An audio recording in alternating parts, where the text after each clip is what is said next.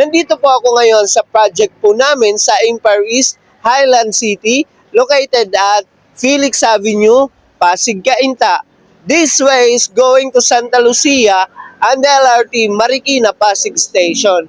And this way naman is going to Junction. Tara! Ang Empire East, Highland City ay may lawak po siyang 22 hectares.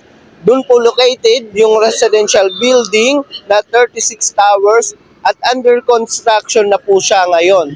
Dito po sa likod ko, dito po itatayo yung mall, Highland Park, then church. Ang maganda pa sa project po namin to ay elevated po siya ng 6 meters at kombinasyon po siya ng nature and city.